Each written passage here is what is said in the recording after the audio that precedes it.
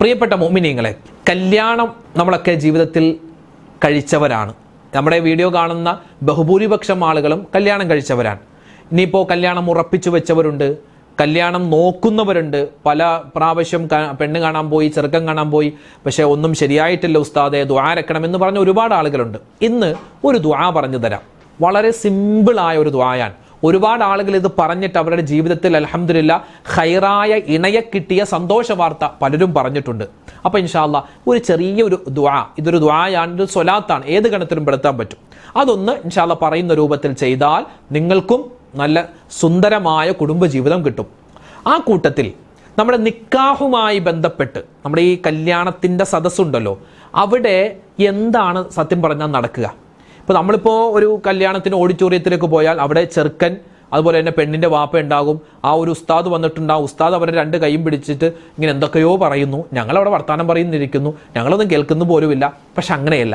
അവിടെ എന്താണ് നടക്കുന്നതെന്ന് ഇൻഷാ അല്ലാഹ് ഇന്ന് നമുക്ക് കേൾക്കാം. കൂട്ടത്തിൽ മറ്റൊരു കാര്യം കൂടി, ഈ മഹർ നമ്മൾ പെണ്ണിന്റെ കയ്യിലേക്ക് കൊടുക്കാതെ, പലരും അങ്ങനെയാണ്, നിക്കാഹ് നടത്തിയിട്ട് പോകും, പലരും പെണ്ണിന്റെ കയ്യിലേക്ക് മഹർ കൊടുക്കാറില്ല. അങ്ങനെ മഹർ പിന്തിപ്പിക്കുന്നതിന് എന്തെങ്കിലും പ്രശ്നമുണ്ടോ തുടങ്ങിയ ചില കാര്യങ്ങളൊക്കെ ഇൻഷാ അല്ലാഹ് ഇന്നത്തെ ക്ലാസ്സിൽ നമുക്കൊന്ന് കേൾക്കാം. അവസാനം വരെ കാണണേ.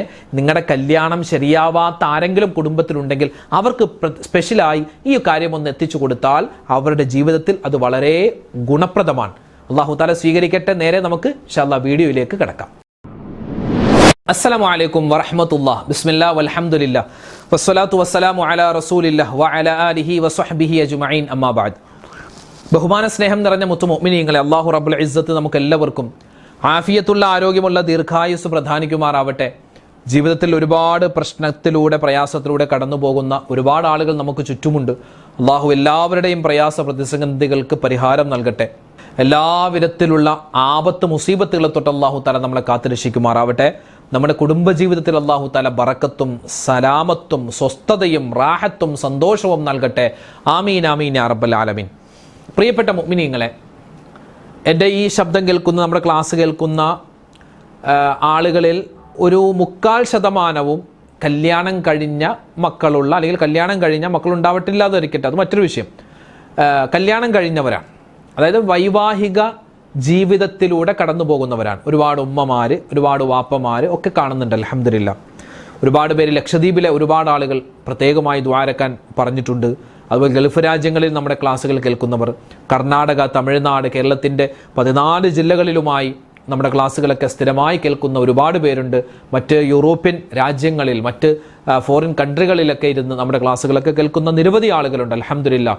അല്ലാഹു റബ്ബുൽ ഇസ്സത്ത് നമ്മുടെ ക്ലാസ്സുകൾ കേൾക്കുന്ന, നമ്മുടെ മജ്‌ലിസുകളിലൊക്കെ പങ്കെടുക്കുന്ന ആരൊക്കെയുണ്ടോ എല്ലാവർക്കും അല്ലാഹു തആല ഖൈറു ബറകാത്തുകൾ നൽകി അനുഗ്രഹിക്കുമാറാവട്ടെ. ആമീൻ. എല്ലാവർക്കും വേണ്ടി എപ്പോഴും ദുആ ചെയ്യുന്നുണ്ട്. ഇൻഷാ അല്ലാഹ് നമുക്കും നമ്മുടെ അണിയറ പ്രവർത്തകർക്കും നമ്മുടെ കുടുംബത്തിനൊക്കെ വേണ്ടി നിങ്ങൾ ദുആരക്കണം. നിങ്ങൾക്കൊക്കെ വേണ്ടി നമ്മളൊക്കെ ഇൻഷാ അല്ലാഹ് എപ്പോഴും ദുആരക്കും. ഇൻഷാ അല്ലാഹ്. പറഞ്ഞു വന്നത് കല്യാണം, വിവാഹം അല്ലേ? ലോകത്ത് കഴിഞ്ഞുപോയ പ്രവാചകന്മാർ 1,24,000-ഓളം പ്രവാചകന്മാരുണ്ട്. ആ പ്രവാചകന്മാർ എല്ലാവരും ജീവിതത്തിൽ ഏറ്റെടുത്ത ഒരു കാര്യമാണ് കല്യാണം കഴിക്കുക എന്ന് പറഞ്ഞാൽ, വിവാഹം കഴിക്കുക എന്ന് പറഞ്ഞാൽ. അന്നിക്കാഹു മിൻ സുന്നത്തി. നിക്കാഹ് എന്ന് പറഞ്ഞാൽ, കല്യാണം കഴിക്കുക എന്ന് പറഞ്ഞാൽ എൻ്റെ ചര്യയാണ്. എൻ്റെ മാത്രമല്ല, മുൻകഴിഞ്ഞുപോയ എല്ലാ പ്രവാചകന്മാരും കല്യാണം കഴിച്ചു എന്നാണ്. മഹാനായ ഈസാ നബി അലൈഹി സ്വലാത്തു വസ്സലാമിനെ അല്ലാഹു തആല ആകാശ ലോകത്തേക്ക് ഉയർത്തിയിട്ടുണ്ട്. ഇനി ഖിയാമത്ത് നാളിൻ്റെ അടയാളമായിട്ട് ഈസാ നബി ഇറങ്ങി വന്നിട്ട് ഇവിടെ ദജ്ജാലിനെ കൊലപ്പെടുത്തും. അത് കഴിഞ്ഞ് പരിശുദ്ധമായ ഇസ്ലാം ഇങ്ങനെ വ്യാപിക്കും. ആ സമയത്ത് മഹാനവറുകൾ ഇവിടെ കല്യാണം കഴിക്കുമെന്നാണ്. കല്യാണം കഴിച്ച് അതിൽ മക്കളുണ്ടാകും. 40 വർഷം മഹാനവറുകൾ ഇവിടെ ജീവിക്കുമെന്നൊക്കെ നമുക്ക് കിതാബുകളിൽ ഹദീസുകളിലൊക്കെ കാണാൻ പറ്റും.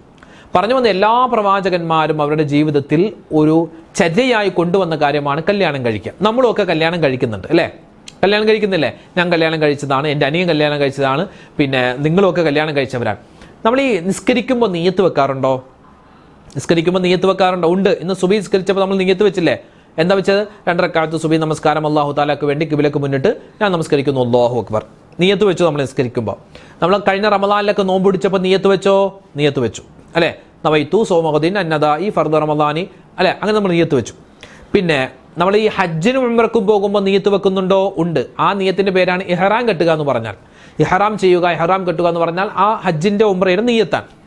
അപ്പോൾ എല്ലാ സൽക്കർമ്മത്തിനും എന്ത് വേണം? നിയ്യത്ത് വേണം. എന്നതുപോലെ കല്യാണം എന്ന് പറഞ്ഞാൽ ഭയങ്കര ഒരു പ്രതിഫലം കിട്ടുന്ന കാര്യമാണ്. ജീവിതത്തിൽ ഒന്നേ അല്ലേ, ചിലപ്പോൾ ചില ആളുകൾ 1, 2, 3 ചിലപ്പോൾ കല്യാണം കഴിക്കും. പക്ഷെ ഭൂരിപക്ഷം എടുത്താൽ ജീവിതത്തിൽ ഒരിക്കൽ മാത്രം നമുക്ക് നടക്കുന്ന ഒരു വലിയൊരു സൽക്കർമ്മമാണ് ഈ കല്യാണം എന്ന് പറഞ്ഞാൽ, നിക്കാഹ്. അപ്പോൾ ആ സമയത്ത് നമ്മളൊരു 3 നീയത്ത് നമ്മുടെ മനസ്സിൽ എപ്പോഴും വേണം. എപ്പോഴും പറഞ്ഞാൽ ആ സമയത്ത് നമ്മുടെ നീയത്ത് 3 എണ്ണമാണ്. കല്യാണം കഴിക്കാൻ പോകുന്നവരെ, കല്യാണം ആലോചിച്ച് വെച്ചവരെ, ഇപ്പോഴേ നിങ്ങൾ ഈ 3 നീയത്ത് മനസ്സിൽ കൊണ്ടുവരണം. ഇനിയിപ്പോൾ കല്യാണമൊക്കെ കഴിച്ച് കഴിഞ്ഞു, മക്കളൊക്കെ ആയി, മരുമക്കളായി, വേറെ കുട്ടികളൊക്കെ ആയി, എന്നാലും ഈ 3 നീയത്ത് നിങ്ങളുടെ മനസ്സിലുണ്ടാവണം. ഒന്നാമത്തേത്, ഞാൻ കല്യാണം, ആണും പെണ്ണും കരുതണം, അവരെന്താണ് ആ ഒരു നീയത്ത് മനസ്സിലുണ്ടാവണം. എന്ത്? ഞാൻ കല്യാണം കഴിക്കാൻ പോകുന്നത്, അല്ലെങ്കിൽ ഞാൻ കല്യാണം കഴിച്ചത് നബി സല്ലല്ലാഹു അലൈഹി വസല്ലമ തങ്ങളുടെ സുന്നത്ത് പിൻപറ്റിയിട്ടാണ്. അല്ലാതെ എൻ്റെ വാപ്പായുമായും എനിക്ക് പ്രായമായപ്പോൾ ഒരു പെണ്ണിനെ കണ്ട് തന്നു, ഒരു ചെറുക്കനെ ഒപ്പിച്ച് തന്നു, ഞാൻ അങ്ങനെ കല്യാണം കഴിച്ചു, അല്ലെങ്കിൽ എൻ്റെ ജ്യേഷ്ഠൻ കല്യാണം കഴിച്ചു, എൻ്റെ അനിയത്ത് കല്യാണം കഴിച്ചു, അതുകൊണ്ട് ഇപ്പം ഞാൻ കല്യാണം കഴിച്ചില്ലെങ്കിൽ ആൾക്കാരെന്ത് വിചാരിക്കും എന്ന് വിചാരിച്ചല്ല നമ്മൾ കല്യാണം കഴിക്കേണ്ടത്. ഒന്നാമത്തെ നിയ്യത്ത്, ഒന്നാമത്തെ കരുതൽ, ഈ കല്യാണം എന്ന് പറഞ്ഞാൽ നിക്കാഹ് നബി സല്ലല്ലാഹു അലൈഹി വസല്ലമ തങ്ങളുടെ സുന്നത്താണ്. 2, ഞാൻ ഈ കല്യാണം കഴിച്ചത് എന്തിനു വേണ്ടിയാ? എനിക്ക് നല്ല മക്കളുണ്ടാവണം.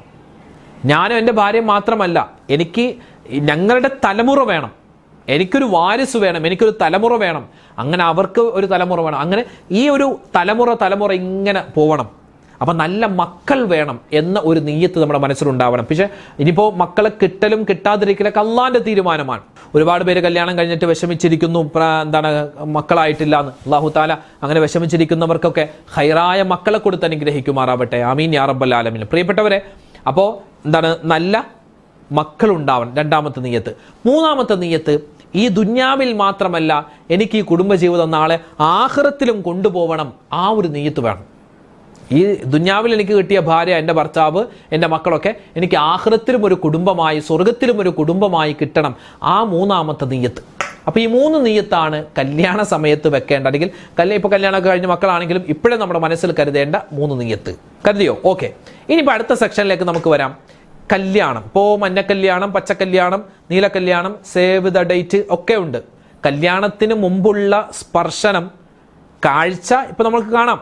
ഇപ്പോൾ നമ്മൾ പെണ്ണ് കാണാൻ വേണ്ടി പോകുമല്ലോ, അല്ലെ ചെറുക്കൻ കാണാൻ പോകുമല്ലോ, അത് നമുക്ക് അനുവദനീയമാണ്. പക്ഷേ ഈ സ്പർശനം, ഇപ്പോൾ സേവ് ദ ഡേറ്റ് എന്നൊക്കെ പറഞ്ഞ് എവിടെയെങ്കിലും മലയുടെ മുകളിലോ അല്ലെങ്കിൽ ഏതെങ്കിലും മരത്തിൻ്റെ ചോട്ടിലോ അല്ലെങ്കിൽ ഈ കടപ്പുറത്തൊക്കെ പോയിട്ട് ഇങ്ങനെ ചരിഞ്ഞും മറിഞ്ഞൊക്കെ നിൽക്കുന്ന ഫോട്ടോസ് ഉണ്ടല്ലോ, അത് നമുക്ക് പറ്റൂല കേട്ടോ. അത് നമുക്ക് കല്യാണത്തിന് മുമ്പുള്ള ആ സ്പർശനം പാടില്ല. അതൊക്കെ ഇനി ആരോടാ ഉസ്താദ് പറയും? നിങ്ങൾക്ക് വേറെ പണിയില്ലേ? അങ്ങനെയാണ്. ഇപ്പോൾ നമ്മളെന്തെങ്കിലുമൊക്കെ ഇങ്ങനെ ദീനിയായ കാര്യം പറയുമ്പോൾ നിങ്ങൾക്കൊന്നും വേറെ പണിയില്ലേ? നിങ്ങൾക്ക് നേരം വെളുത്തിട്ടില്ലേ? ഇപ്പോഴും നിങ്ങൾ ഈ 2026 താമസിക്കുന്നത്. നിങ്ങൾ ഇപ്പോഴും 15ാം നൂറ്റാണ്ടാണോ, 16ാം നൂറ്റാണ്ടാണോ, 6ാം നൂറ്റാണ്ടാണോ ഇങ്ങനെ ചോദിക്കുന്നവർ ചോദിക്കട്ടെ, അങ്ങനെ പറയുന്നവർ പറയട്ടെ, അത് നമ്മൾ മൈൻഡാക്കണ്ട. പക്ഷേ ഇത്തരത്തിൽ ഇസ്ലാമിൻ്റെ പേരിൽ നടത്തുന്ന, അല്ലെങ്കിൽ നമ്മുടെ സുന്ദരമായ ഈ നിക്കാഹ് കർമ്മവുമായി ബന്ധപ്പെട്ട് നടത്തുന്ന ഇത്തരം അനാചാരങ്ങളെ നമ്മൾ എതിർക്കുന്നു, അത് നമ്മൾ അംഗീകരിക്കുന്നില്ല. ആ കാര്യം പ്രത്യേകം ഓർമ്മപ്പെടുത്തുകയാണ്. പിന്നെ ഇനി അടുത്ത സെക്ഷനിലേക്ക് വരാം. സത്യം പറഞ്ഞാൽ ഇപ്പോഴല്ല, പണ്ടൊക്കെ ഈ കല്യാണ സമയത്ത് ചെറുക്കൻ്റെ വാപ്പായും ഉമ്മായും സത്യം പറഞ്ഞാൽ കല്യാണം കൂടൂല. അവർ എല്ലായിടത്തും ഉണ്ടാകും, പക്ഷേ നിക്കാഹ് നടത്താൻ വേണ്ടി പെണ്ണിൻ്റെ അടുക്കലേക്ക് പോകുമല്ലോ. അപ്പം ചെറുക്കൻ്റെ അനിയന്മാർ, ജ്യേഷ്ഠന്മാർ, അവരുടെ ബന്ധുമിത്രാദികൾ പോകും. പക്ഷേ ഈ ചെറുക്കൻ്റെ ഉമ്മായും വാപ്പായും പണ്ട് പോവില്ല. പണ്ട് എന്താണെന്നറിയില്ല, അയ്യോ മകൻ്റെ കല്യാണം കൂടാൻ പാടില്ല, അങ്ങനെ എന്തൊക്കെയോ ഉണ്ടായിരുന്നു. പക്ഷേ ഇപ്പം അങ്ങനെയല്ല കേട്ടോ. ഇപ്പോൾ കല്യാണ സദസ്സിൽ ചെറുക്കൻ്റെ വാപ്പ ഉണ്ടാകും, ചെറുക്കൻ്റെ ഉമ്മ സദസ്സിലുണ്ടാകും. അതൊക്കെ നല്ല കാര്യം. നമ്മുടെ മക്കളുടെ കല്യാണം അത് അവരുടെ ജീവിതത്തിൽ ഒരിക്കലല്ലേ ഉള്ളൂ. അതൊക്കെ കാണുകയും അത് ആസ്വദിക്കുകയൊക്കെ വേണം. അവർക്ക് വേണ്ടി നല്ലവണ്ണം ദുആരക്കണം. ഇനി അടുത്ത സെക്ഷനിലേക്ക് വരാം. ഈ കല്യാണ സമയത്ത് എന്താണ് ഈ നിക്കാഹ് എന്ന് പറഞ്ഞാൽ എന്താണ്? ഞാനൊന്ന് പറഞ്ഞുതരാം. ഇപ്പോൾ പലപ്പോഴും നമ്മൾ കണ്ടിട്ടുണ്ട്, ഉസ്താദ് ഇങ്ങനെ ഇരിക്കുന്നു, അപ്പുറത്ത് ചെറുക്കൻ, ഇപ്പുറത്ത് പെണ്ണിൻ്റെ വാപ്പ, രണ്ടുപേരും കൈ കൊടുക്കുന്നു. ഉസ്താദ് ഇങ്ങനെ എന്തൊക്കെ സംഭവിച്ചുക്ക വങ്കഹുത്തുക്ക തെക്കത്തക്ക എന്നൊക്കെ പറയുന്നു, അവരെ ഏറ്റു പറയുന്നു. ഇസ്ലാമിൽ എന്താ കല്യാണം എന്ന് പറഞ്ഞാൽ വളരെ ലളിതമാണ്. ചെറുക്കൻ വേണം, പെണ്ണിൻ്റെ വാപ്പ വേണം. എന്താണ് ഈ പെണ്ണില്ലാത്തത്? ഇപ്പോൾ ക്രിസ്ത്യാനികളും അതുപോലെ തന്നെ ഹൈന്ദവരൊക്കെ കല്യാണം കഴിക്കുമ്പോൾ ആണും പെണ്ണുമല്ലേ അവിടെ, അല്ലേ? ചെറുക്കനും പെണ്ണും അവർ തമ്മിൽ അത് ഇതൊക്കെ പറഞ്ഞിട്ടാണല്ലോ കല്യാണം, ആ മാല ഇടുന്നു. പക്ഷേ ഇസ്ലാമിൽ അങ്ങനെയല്ല, വ്യത്യസ്തമാണ്. അതായത് 18 വയസ്സ് വരെ, 25 വയസ്സ് വരെ നിന്നെ നോക്കിയതാരാണോ, നിന്നെ സംരക്ഷിച്ചതാരാണ്? നിന്റെ വാപ്പയാണോ? ഇനി വാപ്പയില്ല, എൻ്റെ ജ്യേഷ്ഠനാണെങ്കിൽ ജ്യേഷ്ഠൻ. ഇനി വാപ്പയില്ല, ജ്യേഷ്ഠനുമില്ല, ആരുമില്ല, നിന്റെ സംരക്ഷണം ഏറ്റെടുത്ത് നിന്റെ മൂത്താപ്പയാണോ കൊച്ചാപ്പയാണോ ആരാണുള്ളത്, ആ വലിയ, അതിനാണ് ഈ വലിയ എന്ന് പറയുക. ആ വയസ്സുവരെ പെണ്ണിനെ കൈകാര്യം ചെയ്ത ആളുകൾ, പെണ്ണിന് വേണ്ട ഭക്ഷണങ്ങൾ വാങ്ങിച്ചു കൊടുത്തവർ, അല്ലെങ്കിൽ എന്താണ് അവരുടെ കാര്യങ്ങളൊക്കെ നോക്കിയ ആളുകൾ, അവരെയാണ് ഇരുത്തുക. എന്നിട്ട് ചെറുക്കനും ആ വലിയ എന്നാണ് പറയുക. ഇവർ രണ്ടുപേരും തമ്മിലുള്ള ഒരു ഉടമ്പടിയാണ്. അത് വല്ലാത്തൊരു ഉടമ്പടിയാണ്. എന്താ പറയുന്നത് എന്താണെന്നറിയോ? ഇങ്ങനെ ഉസ്താദ് എന്താ പറഞ്ഞു കൊടുക്കുന്നത്, നിങ്ങൾ ശ്രദ്ധിച്ചിട്ടുണ്ടോ? അത് നിങ്ങൾ പലപ്പോഴും പല ആളുകൾക്കും അത് ആ സമയത്ത് കേട്ടുപോവലാണ്. അവിടെ പറയുന്നത് സൗവജ്തുക വ അൻകഹ്തുക ബിന്ദി ഫാത്തിമ ബിമഹ്റിൻ മബ്ലൗഹു ഇത്ര മഹർ ജിറാമൻ മിനദ്ദഹബ്. ഇതാണ് ഒരു നിക്കാഹില് വലിയ, അതായത് പെണ്ണിന്റെ വാപ്പ പറയുന്ന വാക്കിതാണ്. അപ്പൊ ഇത് കേൾക്കുമ്പോൾ ചെറുക്കൻ എന്ന് പറയും ഖബിൽതു മിൻക നിക്കാഹഹ വതസ്വീജഹ ബിഹാദൽ മഹ്റിൽ മദ്കൂർ വറളീതു ബിഹി വബിഹ. ആർക്കെങ്കിലും എന്തെങ്കിലും മനസ്സിലായോ? ഒന്നും മനസ്സിലായില്ല. ഇനിയിപ്പോൾ അതിൻ്റെ മലയാളം പറഞ്ഞുതരാം. ഒരു ഉദാഹരണം പറഞ്ഞാൽ, എൻ്റെ മകൾ മുബീനായ 28 ഗ്രാം സ്വർണ്ണാഭരണം മഹർ നിശ്ചയിച്ച് താങ്കൾക്ക് ഞാൻ നിക്കാഹ് ചെയ്ത് തന്നിരിക്കുന്നു, ഹലാലായ ഇണയാക്കി കൂട്ടിച്ചേർത്ത് തന്നിരിക്കുന്നു. ഇതാര് പറയുന്നു? പെണ്ണിൻ്റെ വാപ്പ പറയുന്നു. അപ്പോൾ ഇത് കേൾക്കുമ്പോൾ ചെറുക്കൻ എന്ത് പറയുന്നു? വരം പറയുന്നു, ഞാൻ സ്വീകരിച്ചു, ഞാൻ തൃപ്തിപ്പെട്ടു. ഈ പറയപ്പെട്ട മഹറിന് പകരം താങ്കളുടെ മകളെ എനിക്ക് നിക്കാഹ് ചെയ്ത് തന്നതിനെ ഞാൻ സ്വീകരിച്ചു, ഞാൻ തൃപ്തിപ്പെട്ടു. ഇത് പറയണം. പ്രിയപ്പെട്ടവരെ, ഇത്രയുള്ളൂ. ഇത് 2 സാക്ഷികൾ കേൾക്കണം. അപ്പോൾ ഇസ്ലാമിൻ്റെ കല്യാണമായി, ഇസ്ലാമിൻ്റെ നിക്കാഹായി. വളരെ ലളിതമായിട്ടാണ് ഇസ്ലാമിൻ്റെ നിക്കാഹ്. അല്ലാതെ ഒച്ചപ്പാടും ബഹളവും മാട്ടും പാട്ടും അതൊക്കെ ദീനല്ല, അതൊന്നും ദീനല്ല. അതൊക്കെ നമ്മൾ ചേർത്ത ചില കാര്യങ്ങളാണ്. കല്യാണം എന്ന് പറഞ്ഞാൽ അതാണ്. ആ പെണ്ണിന്റെ വാപ്പ അതുപോലെ ചെറുക്കൻ, അവർ രണ്ടുപേരും തമ്മിലൊരു ഇടപാടാണ്. അതിലൊരു വാക്യം പറയുന്നുണ്ട്, ഉസവ്വിജുക അലാമ അമറല്ലാഹു തആല ബിഹി മിൻ ഇംസാകിൻ ബിമഅറൂഫിൻ എന്നൊക്കെ ആദ്യം ഉസ്താദ് ഇങ്ങനെ പറഞ്ഞു കൊടുക്കും. അതായത് എൻ്റെ മകളെ 18 വയസ്സ് വരെ 20 വയസ്സ് വരെ ഞാൻ പൊന്നുപോലെയാണ് നോക്കിയത്. അള്ളാഹ് പറഞ്ഞിട്ടുണ്ട് അവള് പക്വത എത്തിയാൽ, പ്രായപൂർത്തി എത്തിയാൽ ഒരാളെ ഏൽപ്പിക്കണമെന്ന്. അതുകൊണ്ട് ഞാൻ നിന്നെ ഏൽപ്പിക്കുകയാണ്. വരനോട് പറയുകയാ, പുതിയാപ്പിളയോട് ഈ പെണ്ണിന്റെ വാപ്പ പറയുന്നു, ഞാൻ എൻ്റെ മകളെ നിന്നിലേക്ക് ഏൽപ്പിക്കുകയാണ്. ഞാൻ നോക്കിയതിനേക്കാൾ കൂടുതൽ ഭംഗിയായി എൻ്റെ മകളെ നീ നോക്കണം എന്ന് പറഞ്ഞിട്ടാണ് ആ ഓരോ വാപ്പമാരും നിറകണ്ണുകളോടെ ആ മകളെ നിക്കാഹ് ചെയ്തു കൊടുക്കുന്നത്. അതുകൊണ്ട് ഇത് വല്ലാത്തൊരു കരാറാണ്. ഇവിടെ ഈ നിക്കാഹ് നടക്കുമ്പോൾ മലക്കുകൾ ആകാശത്ത് സന്തോഷിക്കുകയാണെന്നാണ്. ഒരു നിക്കാഹ് നടക്കുമ്പോൾ മലക്കുകൾ ആകാശത്ത് സന്തോഷിക്കുകയാണ്, അവര് ഹംദുകൾ പറയുകയാണ്. അതുകൊണ്ടാണ് ഒരു വിവാഹ മോചനം നടക്കുമ്പോൾ അള്ളാഹുവിന്റെ അർശ് പോലും വിറക്കുമെന്ന് പറയാനുള്ള കാരണം എന്താണ്? കരാർ അവിടെ പൊളിയുകയല്ലേ, ആ കരാർ അവിടെ എന്താണ് തീരുകയാണ്. അള്ളാഹിന്റെ പേര് പറഞ്ഞിട്ടുള്ള കരാർ അവിടെ തീരുകയാണ്. നിങ്ങൾ ചിന്തിച്ചിട്ടുണ്ടോ? നമ്മൾ സ്വർഗത്തിൽ പോയാൽ നിസ്കാരമില്ല, നോമ്പില്ല, ഹജ്ജില്ല, ഖുർആൻ പാരായണം ഒന്നുമില്ല. അവിടെ ഉള്ളത് ദുന്യാവിലെ ഒരു കാര്യമാണ്. എന്ത്? ദുന്യാവിൽ നമ്മൾ ജീവിച്ച കുടുംബജീവിതം അത് അവിടെ ഉണ്ടാകും. ദുന്യാവിൽ നമ്മൾ ആസ്വദിച്ച കുടുംബജീവിതം അവിടെയും നമുക്ക് കിട്ടും. പക്ഷെ വേറെ നിസ്കാരം നോമ്പൊന്നും ഉണ്ടാവില്ല. ഒരൊറ്റ അമൽ മാത്രം, കുടുംബജീവിതം എന്നുള്ള അമൽ നമുക്ക് സ്വർഗത്തിൽ കിട്ടും. അല്ലാഹു തആല സ്വർഗത്തിൽ നമുക്ക് കുടുംബത്തോടൊപ്പം ഒരുമിക്കാനുള്ള തൗഫീക്ക് തരട്ടെ. ആമീൻ. അപ്പൊ പ്രിയപ്പെട്ടവരെ, കല്യാണത്തിന്റെ സമയത്ത് നടക്കുന്ന ചില കാര്യങ്ങളാണ് ഞാൻ പറഞ്ഞത്. പല ചെറുപ്പക്കാരും ഇത് പറയാൻ കിട്ടാതെ കബിൽത്തു എന്ന് പറയുമ്പോൾ ഡബിൾ ടു എന്നൊക്കെ പറഞ്ഞ ചില ചെറുപ്പക്കാരുണ്ട്. കബിൽത്തു, ഞാൻ സ്വീകരിച്ചു എന്ന് അത് പറയാൻ കിട്ടുന്നില്ല, ഡബിൾ ടു എന്നൊക്കെയാണ് പറയുന്നത്. അതുകൊണ്ട് ഇടയ്ക്ക് ഈ നിക്കാഹിന്റെ സദസ്സിലൊക്കെ പോയി ആ പറയുന്നത് കേൾക്കണം. അതായത് ചുമ്മാ ഡാൻസ് കളിക്കാനും ഫോട്ടോ എടുക്കാനും വേണ്ടി മാത്രമല്ലടാ പോകേണ്ടത്. അവിടെ പോയിട്ട് ഈ നിക്കാഹിന്റെ വചനങ്ങളുണ്ടല്ലോ, അത് നീ ഒന്ന് കേൾക്കണം. നീ ഇനി കല്യാണം കഴിക്കാൻ പോകുന്നവനാണെങ്കിൽ. പിന്നെ മഹർ ഓർത്തു വെക്കണം.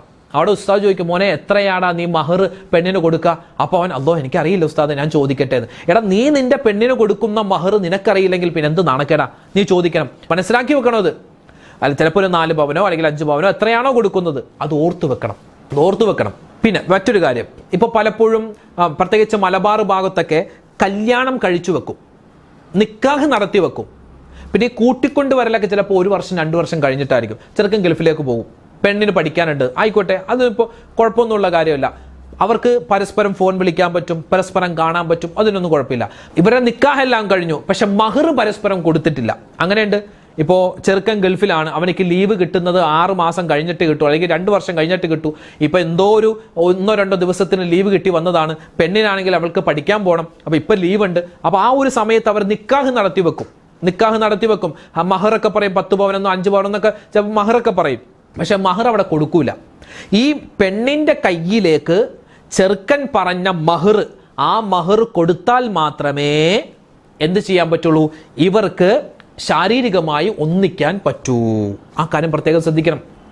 ചില ആൾക്കാർ മഹർ പറയും, എത്ര 8 ഗ്രാം അല്ലെങ്കിൽ 10 ഗ്രാം മഹർ പറയും. പക്ഷേ ഈ പറഞ്ഞ മഹർ ആയിരിക്കില്ല കയ്യിലേക്ക് കൊടുക്കുമ്പോൾ. കയ്യിൽ ചിലപ്പോൾ തൂക്കം കുറവായിരിക്കും. ഒരിക്കലും അങ്ങനെ ചെയ്യരുത്, അത് വഞ്ചനയാണ്. എത്രയാണ് നമ്മൾ നിക്കാഹിൻ്റെ സദസ്സിൽ പറഞ്ഞ ആ ഒരു മഹർ, അത് കൂടിയാൽ കുഴപ്പമില്ല, പക്ഷെ അതിനേക്കാൾ കുറയാൻ പാടില്ല. അതൊക്കെ വളരെയധികം ഗൗരവകരമായി ചിന്തിക്കേണ്ട ചില കാര്യങ്ങളാണ്. ഞാൻ ചുമ്മാ ഓടിച്ചു പറഞ്ഞു എന്ന് മാത്രം. ഇനി ഒരു കാര്യം കൂടി പറഞ്ഞു തരാം. ഇപ്പോൾ ഈ നിക്കാഹിൻ്റെ കാര്യമൊക്കെ പറയുമ്പോൾ പലരും ഇങ്ങനെ ആകാംക്ഷയോടുകൂടി കേൾക്കുന്നുണ്ടാകും. ചില ആളുകൾ ഇപ്പോൾ ഒരുപാട് കമൻറ്റുകൾ ഓരോ വീഡിയോക്ക് താഴെ വരാറുണ്ട്. ഉസ്താദേ, കല്യാണം ശരിയാകുന്നില്ല, ഒരുപാട് ദിക്റുകൾ പറഞ്ഞു, സ്വലാത്തുകൾ പറഞ്ഞു, തസ്ബീഹുകൾ പറഞ്ഞു, ഞാനൊരു ദുആ പറഞ്ഞു തരാം. ഇത് അള്ളാഹുവിൻ്റെ ഇസ്മ ചേർത്തിട്ടുള്ളൊരു ദുആയാണ്, ഒരു സ്വലാത്തുമാൻ. കല്യാണം ശരിയാവാൻ ആഗ്രഹിക്കുന്നവരെ, എത്രയോ പെണ്ണ് കണ്ടു, എത്രയോ ചെറുക്കന്മാരെ പോയി കണ്ടു, പക്ഷെ കല്യാണം ശരിയാകുന്നില്ല. നിങ്ങൾ പറയണം എന്ത്? യാ അല്ലാഹു യാ റഹ്മാനു യാ റഹീമു യാ അർഹമർ റാഹിമീൻ സ്വല്ലല്ലാഹു അലാ ഖൈരി ഖൽഖിഹി മുഹമ്മദിൻ. ഒരു ദിവസം 100 പ്രാവശ്യം നിങ്ങൾക്ക് ഇത് പറയാൻ പറ്റുമോ? എന്തെന്ന്? യാ അല്ലാഹ് യാ റഹ്മാനു യാ റഹീമു യാ അർഹമർ റാഹിമീൻ വസല്ലല്ലാഹു അലാ ഖൈരി ഖൽഖിഹി മുഹമ്മദിൻ. ഇത്രേ ഉള്ളൂ. നോക്കിയേ, യാ അല്ലാഹ് യാ റഹ്മാനു യാ റഹീമു യാ അർഹമർ റാഹിമീൻ വസല്ലല്ലാഹു അലാ ഖൈരി ഖൽഖിഹി മുഹമ്മദ്. ഇതൊരു സ്വലാത്താണ്, ഇതൊരു ഇസ്മും കൂടി ചേർത്തിട്ടുള്ളൊരു സ്വലാത്താണ്. ഇതെന്ത് ചെയ്യണം? ഒരു ദിവസം 100 പ്രാവശ്യം പറയണം. എന്നിട്ട് ദുആ അരക്കണം. ഈ ദുആ പറഞ്ഞിട്ട്, ഈ ദുആയാണ്, ഇതൊരു സ്വലാത്താണ്, ഇത് പറഞ്ഞിട്ട് നല്ലവണ്ണം ദുആ അരക്കണം. നല്ലവണ്ണം ദുആ ചെയ്താൽ ഇൻഷാ അല്ലാഹ് കല്യാണം ശരിയാവാൻ ആഗ്രഹിക്കുന്നവരെ നിങ്ങൾക്ക് ഇതൊരു വലിയ എളുപ്പമാർഗ്ഗമാണ്. ഇനിയിപ്പോൾ മകനിക്ക് കല്യാണം ശരിയാവാൻ ഉമ്മാക്കോതാം, അതുപോലെ മകൾക്ക് കല്യാണം ശരിയാവാൻ വാപ്പാക്കോതാം, അങ്ങോട്ടും ഇങ്ങോട്ടും ഒക്കെ ഓതാവുന്നതാണ്, കുഴപ്പമില്ല. സ്വന്തമായിട്ട് എൻ്റെ കല്യാണം ശരിയാവാൻ ഞാൻ തന്നെ ഓതലാണ് ഏറ്റവും പവറായിട്ടുള്ളത് കേട്ടോ. അപ്പോൾ ഇൻഷാ അല്ലാഹ് ഈ ഒരു സ്വലാത്ത് അടങ്ങിയ, ഈ ഒരു അള്ളാഹുവിൻ്റെ ഇസ്മ അടങ്ങിയ ഈ ഒരു കാര്യം, ഈ ദുആ പഠിച്ചു വെക്കുക, എപ്പോഴും പറയുക. അള്ളാഹു റബ്ബുൽ ഇസ്സത്ത് നമുക്കെല്ലാവർക്കും നമ്മുടെ കുടുംബജീവിതം സന്തോഷത്തിലും റാഹത്തിലും ഒക്കെ ആക്കി തരുമാറാവട്ടെ. മക്കളില്ലാതെ വിഷമിക്കുന്നവർ, കല്യാണ പ്രായമെത്തിയിട്ട് കല്യാണം ശരിയാവാതെ വിഷമിക്കുന്നവർ എല്ലാവർക്കും അള്ളാഹു താല ഖൈറുകൾ പ്രദാനിക്കുമാറാവട്ടെ. ആമീൻ യാ റബ്ബൽ ആലമീൻ. നാളെ മറ്റൊരു വീഡിയോ ആയിട്ട് കാണാം. അതുവരേക്കും അസ്സലാമു അലൈക്കും വറഹ്മത്തുള്ളാഹി തആല വബറകാതുഹു.